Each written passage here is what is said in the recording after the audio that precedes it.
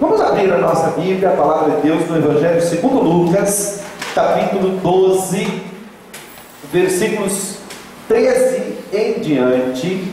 É um texto muito conhecido, e é um texto que, embora seja muito conhecido, a parábola que está contida nele é tão forte que a gente quase que não presta atenção na moldura da parábola.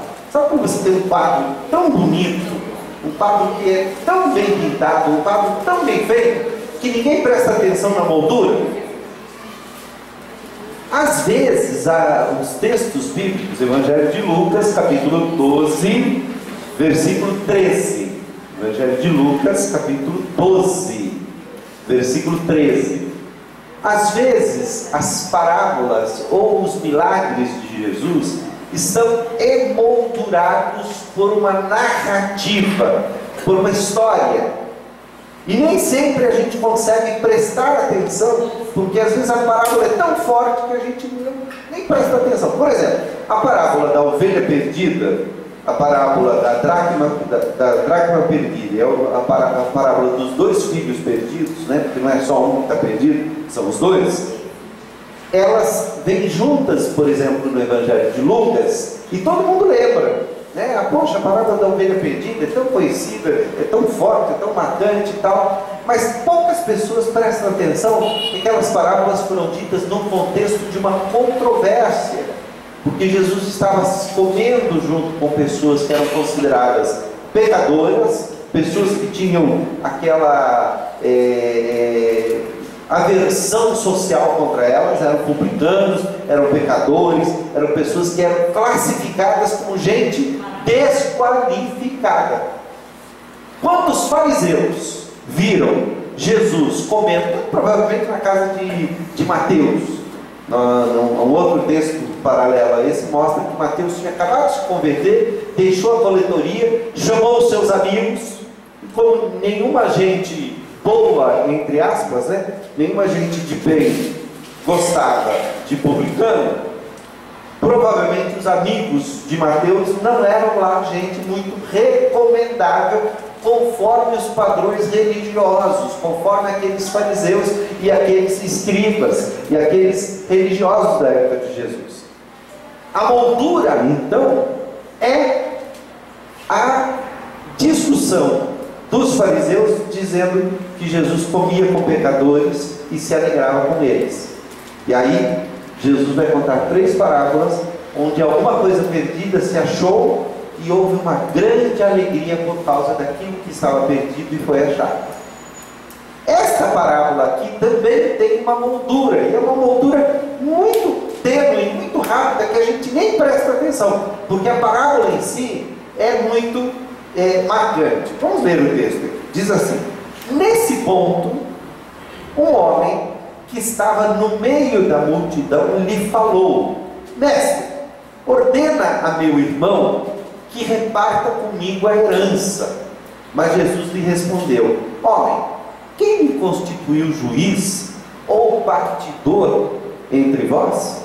Então lhes recomendou: tende cuidado e guardai-vos de toda e qualquer avareza, porque a vida de um homem não consiste na abundância dos bens que ele possui. E lhes proferiu ainda uma parábola dizendo: o campo de um homem rico produziu com abundância, e arrazoava consigo mesmo dizendo: que farei? Pois não tenho onde recolher os meus frutos. E disse: farei isso, destruirei os meus celeiros, reconstruí-los-ei maiores, e aí recolherei todo o meu produto e todos os meus bens. Então direi à minha alma: tens em depósito muitos bens para muitos anos, descansa, come, bebe e regala-te. Mas Deus lhe disse: louco, esta noite te pedirão a tua alma, e o que tens preparado, para quem será? Assim é o que entesoura para si mesmo e não é rico para com Deus.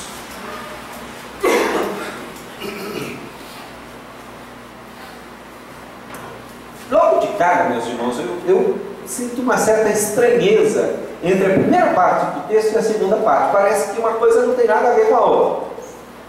Parece que está se tratando de um assunto e de repente Jesus muda de assunto. Por quê? No meio de uma das suas discussões, no meio de uma das suas conversas com os fariseus e as argumentações que ele dá aqui no capítulo 12, preste atenção, se você olhar um pouquinho antes ali, está ali, o plano para tirar a vida de Jesus. Quer dizer, Jesus já estava num ambiente de extrema hostilidade contra ele. E ele vivia em controvérsias com os fariseus. Os fariseus estavam sempre cercando Jesus e tentando extrair dele algum erro, algum tropeção, alguma coisa que Jesus fizesse, para que Jesus pudesse ser preso e a sua vida fosse tirada, porque já estava assentado no coração das autoridades que ele deveria morrer. Pois bem, no meio disso, talvez num daqueles intervalos que acontece, às vezes naquele momento, alguém do meio da multidão levantou-se e gritou para Jesus, dizendo: olha, um homem que estava no meio da multidão lhe falou: mestre, ordena a meu irmão que reparta comigo a herança. Essa frase, meus irmãos, traz dentro de si e traz à tona uma coisa que a gente conhece muito bem. Quem não conhece na pele, quem não conhece na carne, já viu famílias se destruírem por causa da herança que um pai, que uma mãe, que um avô, que uma avó, que um tio, que uma tia, que uma... Quantas famílias no decorrer da história da humanidade têm se desfacelado e têm tido problemas com essa questão? Aliás, o próprio capítulo 15 lá de Lucas, quando fala do filho pródigo, diz que o filho pródigo chegou para o pai e fez algo pior ainda. Ele diz assim: pai, dá-me a parte da herança que me cabe. Em outras palavras, está dizendo assim: pai, o senhor me serve para mais nada a não ser morto. Se o senhor morrer, eu estou feliz, porque eu tenho a minha herança. O senhor, por favor, já separa, me passa, que eu quero a minha parte enquanto o senhor está vivo. Para mim, o senhor morreu. Para mim, o senhor não serve para mais nada. Sua vida não tem valor nenhum. Todo o valor que você possa ter para mim, já foi. Está tudo consubstanciado na sua riqueza. É isso que eu quero. É isso que eu quero. Então, quando a gente ouve aqui um irmão chegando e pedindo para um desconhecido, embora seja o Senhor Jesus, embora seja uma pessoa que todos têm respeito, todos olham com respeito para ele, percebem nele uma grande autoridade. Talvez por isso este moço, este homem, tenha procurado por Jesus. Ele disse: mestre, ordena ao meu irmão que reparta comigo a herança.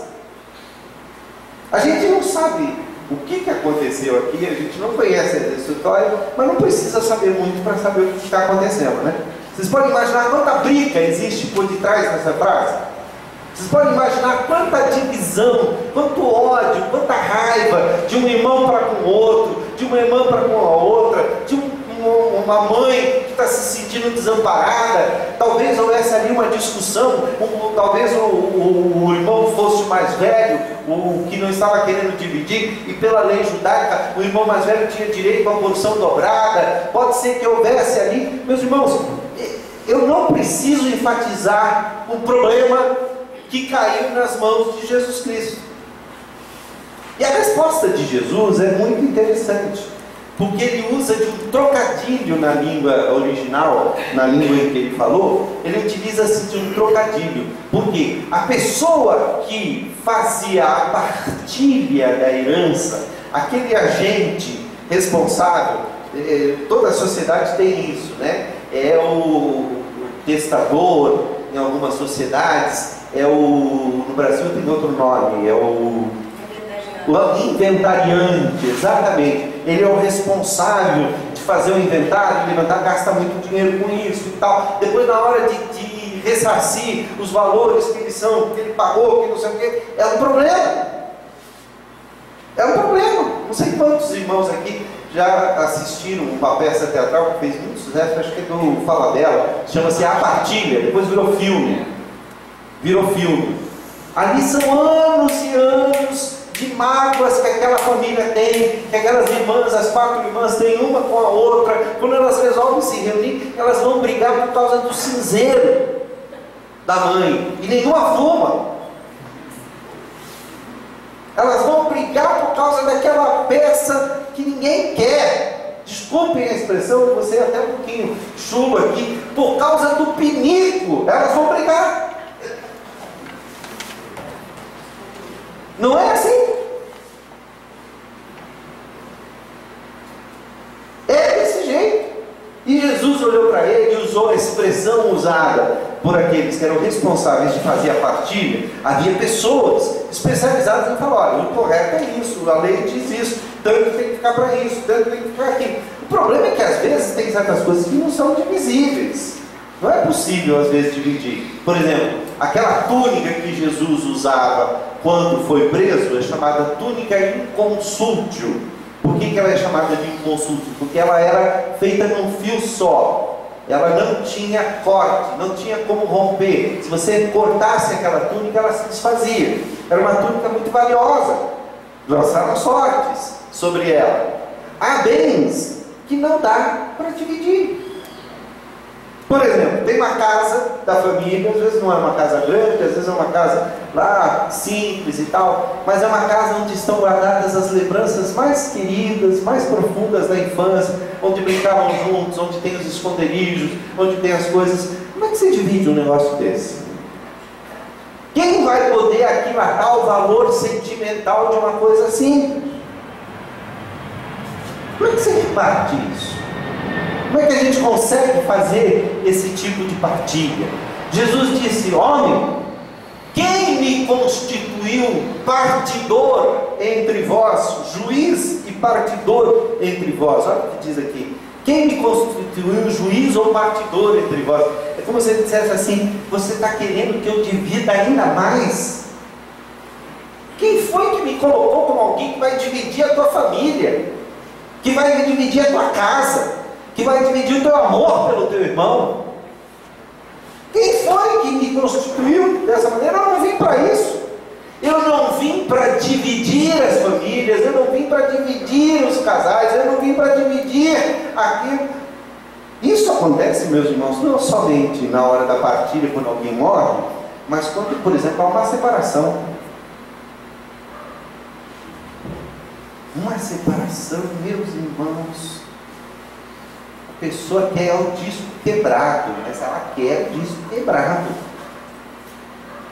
Parece aquela história daquelas 2 mulheres que foram até Salomão, e as duas diziam serem mães da mesma criança. A criança de uma delas tinha morrido e ela tinha trocado as crianças enquanto elas estavam dormindo. Uma delas deitou-se sobre a criança e matou a criança, foi lá e trocou, ficou com a criança viva. Quando acordou, essa é minha. E Salomão, na sua sabedoria, mandou pegar uma espada, mandou trazer um barro e falou: olha, faz o seguinte, não tem outro jeito, divide a criança ao meio e dá metade para cada um. Uma das mães disse: não tem jeito, pode cortar, pode dividir. A outra, que era a mãe verdadeira, quando viu que a criança ia ser morta, falou: não, dá para ela, eu prefiro. E aí a gente consegue perceber, se ela não fosse a mãe verdadeira, ela deveria ser aquela que deveria ficar com a criança.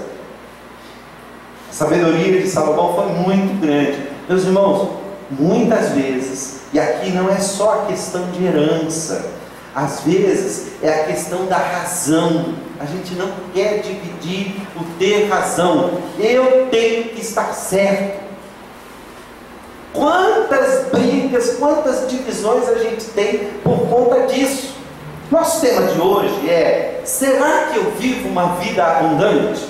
E a primeira coisa que nós temos que entender sobre vida abundante é que a abundância de uma vida não consiste na quantidade de riqueza que ele tem. Olha o que diz aqui no versículo 15.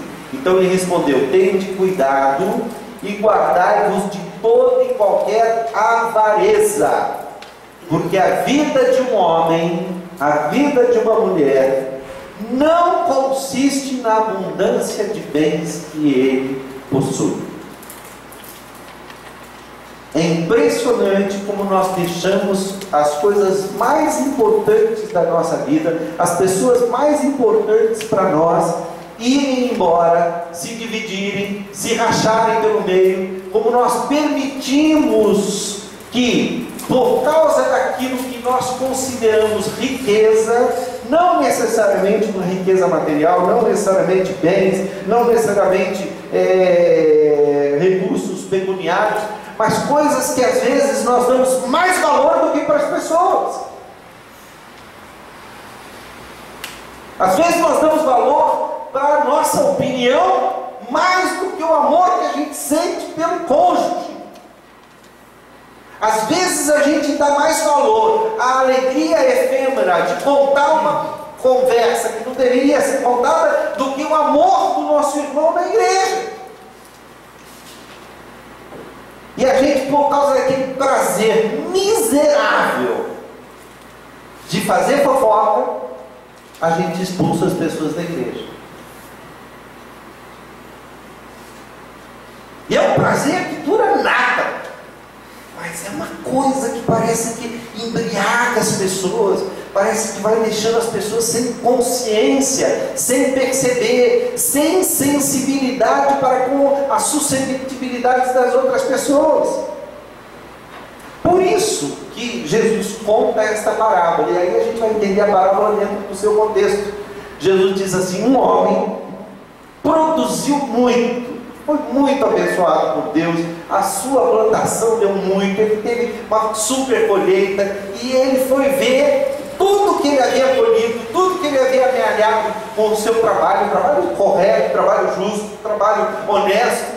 Ele percebeu que os seus celeiros eram pequenos para a quantidade de grãos, a quantidade de alimento que ele havia conseguido naquele ano. Então ele começa a fazer planos, e planos sensatos. Olha, estou percebendo que meu celeiro é muito pequeno, então vou derrubar esse celeiro, vou fazer um outro celeiro, vou juntar as minhas coisas, e aí eu vou poder, olha só, né, arrazoar consigo mesmo, versículo 17, dizendo: que farei, pois? Não tenho onde recolher os meus frutos. E disse: farei isso, destruirei os meus celeiros, reconstruí-los-ei maiores, e aí recolherei todo o meu produto e todos os meus bens. Então direi à minha alma: tens em depósito muitos bens para muitos anos, descansa, come, bebe e regala-te. Mas Deus lhe disse: louco, esta noite te pedirão a tua alma, e o que tens preparado, para quem será? A impressão, se nós lemos apenas a parábola, é que Jesus está falando aqui do fato de uma pessoa querer enriquecer, e só enriquecer, só pensar em enriquecer e tal. Mas é muito mais sério do que isso, meus irmãos. Percebam algumas coisas. A primeira coisa que a gente deve perceber é que esse homem não tem com quem conversar. Com quem que ele fala? Ele não chama a esposa e diz: mulher, olha que bênção, estamos bem agora, vamos poder descansar, poder pegar tudo que a gente tem, nós vamos poder agora dar grandes festas para os nossos filhos. Ele não tem filhos para quem ele chega e diz: olha, filhos, vem aqui, olha como Deus abençoou o seu pai, olha como a nossa vida vai ser agora. Provavelmente ele tem uma relação complicada com os vizinhos e com as pessoas que talvez precisem da ajuda dele. Por que a gente sabe disso? Porque a frase de Deus é muito séria. Ele diz assim: louco, essa noite te pedirão a tua alma, e o que você tem vai ficar para quem? Sabe o que eu acho? Que a história deste homem da parábola é muito parecida com a história daquele homem que está pedindo para Jesus repartir, ou melhor, para Jesus ordenar ao irmão. Já não tem mais diálogo, não tem mais como conversar com o irmão, já acabou toda e qualquer possibilidade de conversa com o irmão. Agora ele precisa de uma autoridade que vá lá e dê e use da sua autoridade para poder ordenar ao irmão que divida com ele a herança, ou herança maldita, ou herança maldita. Este homem aqui está falando consigo mesmo, está fazendo plano sozinho. Na hora que ele diz que vai descansar, que vai comer, que vai regalar, ele só está pensando nele, e Deus está olhando para ele e está dizendo assim: escuta, cadê tua esposa?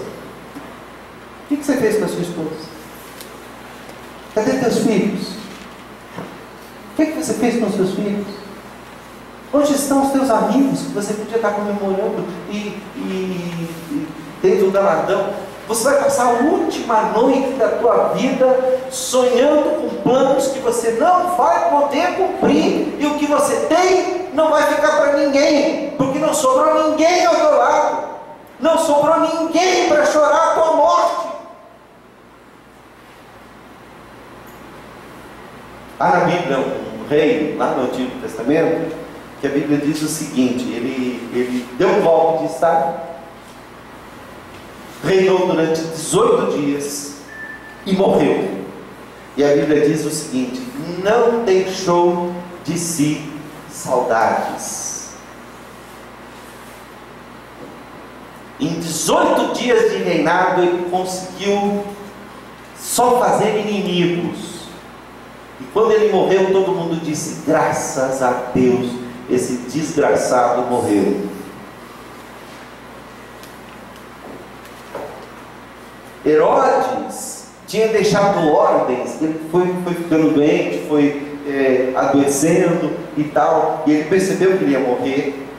E quando ele estava para morrer, ele chamou os seus homens de confiança e ele deixou ordens expressas, deixou uma lista de pessoas, ele escolheu as pessoas mais queridas do povo de Jerusalém, e essas pessoas, no dia em que ele morresse, deveriam ser mortas também. Vocês sabiam disso? Sabe por quê? Porque Herodes dizia assim: eu sei que por mim ninguém vai chorar, mas alguém vai chorar enquanto eu estarei sendo enterrado.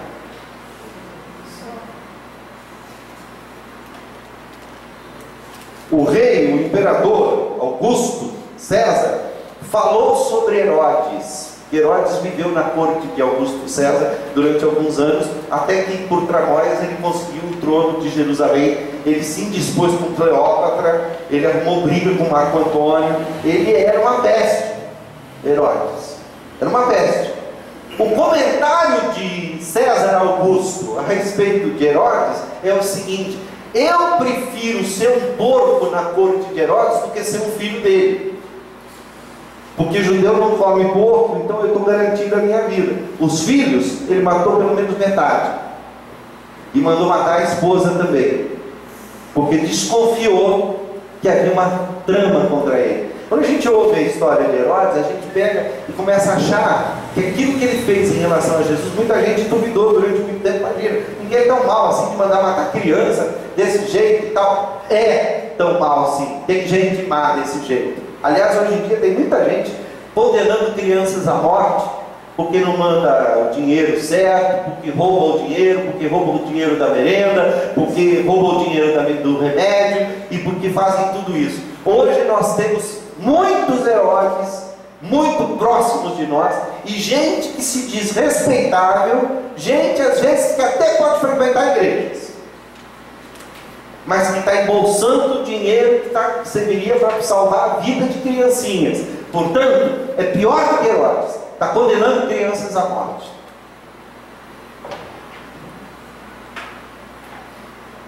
Como é viver uma vida abundante? Uma vida abundante, meus irmãos, é uma vida plena da presença de Deus. Uma vida abundante é uma vida onde a gente cultiva muito mais a amizade do que o ódio. Uma vida abundante é uma vida onde as pessoas aprendem a abrir o coração umas para as outras.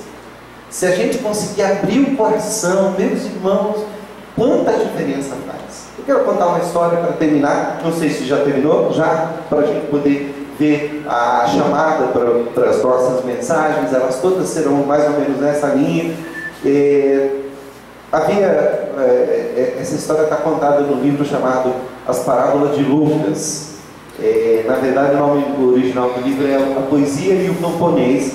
E falando sobre essa parábola aqui, ele conta uma história uma história comum lá na Palestina. Ele diz que dois irmãos, o pai morreu, e os dois tinham tido vidas muito diferentes uma do outro. Um dos irmãos era muito bom em negócios e havia prosperado muito na sua própria vida. Ele havia criado lá, feito bons negócios e tal, mas ele tinha casado e ele não tinha filhos. Deus não lhe deu filhos. Isso para os palestinos é uma tristeza muito grande. Embora ele fosse um homem muito feliz, muito querido, muito amado, tinha muitas riquezas, tinha muitos bens, tinha muitas casas, tinha muitas coisas. O irmão dele já não tinha o mesmo tino para negócio, mas tinha uma família enorme. E era uma alegria dentro daquela família, porque eles se amavam, eles tinham um pouco que comer, mas eles davam um jeito, dividiam, os filhos ajudavam em casa. Ele tinha muitos filhos, ele tinha uma família maravilhosa, uma família fantástica. Pois bem, o pai destes dois irmãos morreu e deixou ordens expressas para que os bens, as propriedades que ele tinha, fossem divididas em partes iguais entre os dois irmãos. Veio o partidor, veio aquele que faria a partilha e deu a notícia para os dois receberam a notícia, cada um lá, havia lá a marca no meio do terreno, que era justamente onde o campo era dado, e ali representava principalmente o grosso da riqueza em terras, então foi dividido exatamente ao meio. Naquela noite, o irmão mais velho não conseguia dormir. Ele dizia assim: meu pai não foi justo. Meu pai não foi justo. Meu irmão, ele é um homem pobre. Ele tem uma família muito grande. Ele tem muita gente para cuidar. Meu pai deveria ter dado a maior parte da terra para ele, para que ele pudesse cultivar, para que ele pudesse ser próximo, para que ele pudesse fazer. Mas se eu chegar para o meu irmão e dar para ele a parte que me cabe, eu vou humilhar. Eu não posso fazer isso com o meu irmão. E aí ele teve uma ideia, ele teve um plano, e com aquele plano ele dormiu contente, se preparando para acordar à meia-noite, para poder cumprir o plano que ele havia pensado. Ele havia pensado em ir até a divisa, e durante a noite, enquanto todo mundo estava dormindo, ele puxar os marcos para o lado dele, e no dia seguinte, quando acordasse, o irmão estaria com a maior parte da terra e ninguém saberia o que aconteceu, porque ele mudou os marcos em direção, como ele era o maior interessado, não iria reclamar, estava tudo ok. Enquanto isso, o outro irmão não conseguia dormir também. E ele dizia assim: meu pai não foi justo. Está certo que eu sou um homem pobre, que eu precisava das coisas que ele tinha para me dar, está certo que o dinheiro que ele me deixou, as terras que ele me deixou vão ser muito úteis, mas meu irmão, coitado, é muito mais pobre do que eu. Ele não tem família, ele não tem filhos, ele não tem com quem se alegrar, ele só tem a esposa, ele não vai ter ninguém que cuide dele na sua velhice. Ele deveria ter recebido muito mais terras do que eu, para ele poder ter dinheiro com que pagar alguém para cuidar dele quando ele ficar velho. Porque agora que ele está bem, que ele está bem sucedido, tudo bem, mas quando ele ficar sozinho, eu tenho os meus filhos para cuidar de mim e ele. E aí ele bolou um plano. Ele resolveu, naquela noite, ir lá e mudar os marcos para mais perto dele, para que o irmão recebesse a herança maior. Pois bem, naquela noite, os dois irmãos se encontraram na fronteira, e quando eles descobriram, perceberam que o outro iria fazer, eles se abraçaram, choraram e agradeceram a Deus tudo aquilo que Deus havia lhes dado. Essa história é contada para explicar onde surgiu a cidade de Jerusalém. A história termina dizendo: nesse lugar onde os dois irmãos se encontraram, onde eles dividiram as terras, a cidade de Jerusalém foi construída. Essa história também é contada para falar um pouquinho sobre a briga milenar entre os árabes e os judeus, que são irmãos e que estão brigando por terras até hoje. Uma vida abundante uma vida onde a gente pode se doar, onde faz bem estar com as pessoas. Será que nós vivemos uma vida abundante, irmãos? Será?